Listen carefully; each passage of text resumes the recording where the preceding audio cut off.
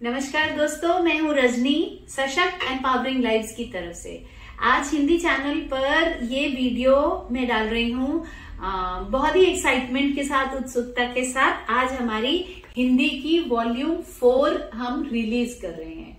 इस श्रृंखला में, इस सीरीज में हमारे पास वॉल्यूम 1, वॉल्यूम 2 और वॉल्यूम 3 पहले से ही है। वॉल्यूम 1 में हम एक बच्चे को 2 अक्षरों का जोड़ सिखाते हैं कि नल नल, वहां से लेकर 3 अक्षरों का जोड़, 4 अक्षरों का जोड़, अमात्रिक अक्षरों का जोड़, फिर वहां से आगे बढ़ते हुए सारी मात्राएं, छोटी ई, बड़ी ई, उ और सब कुछ, छोटी आ, बड़ी आ, छोटा वो तो अमात्रिक हुआ, अमात्रिक, और फिर उसके बाद बड़ा आ, और सारी मात्राएं देयर आफ्टर। तो उसमें वॉल्यूम 1 में टोटल बच्चे को जितना मात्रा है, फिर आधे अक्षर जैसे कि व्योम, प्रत्येक, इस तरीके के, पैर में र, ऊपर वाला र, ये सारी चीजें उसमें कवर्ड है। और उसके अंदर फिर छोटे पैसेजेस है।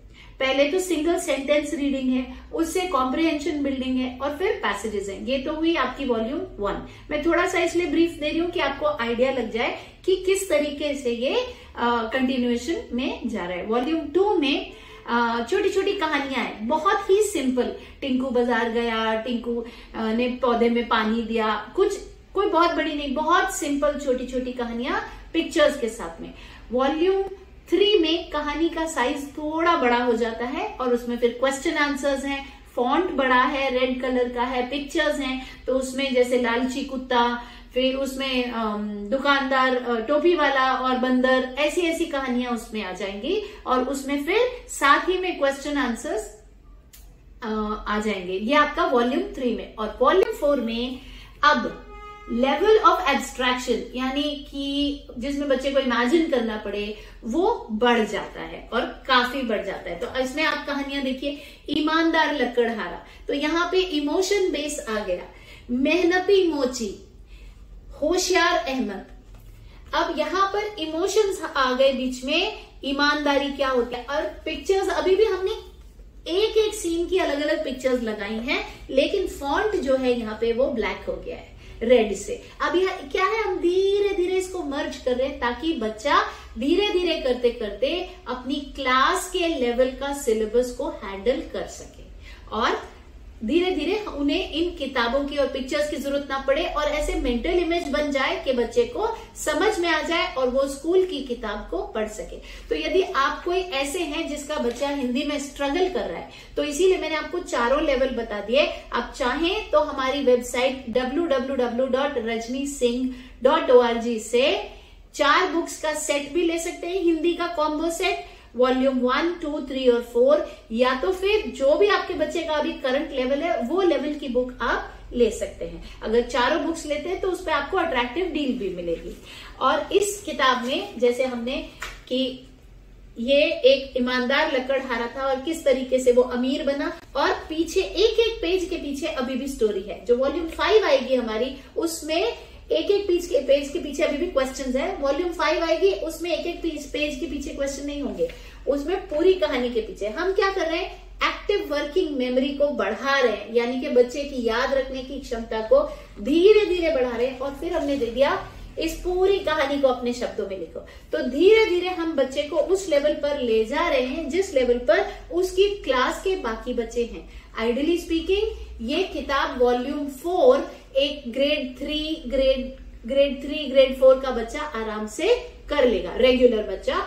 तो हमारा बच्चा भी, अगर आपका बच्चा ग्रेड 2, 3, 4 ऐसा सिलेबस कर रहा है, तो आपको ये बुक बहुत सूट करेगी।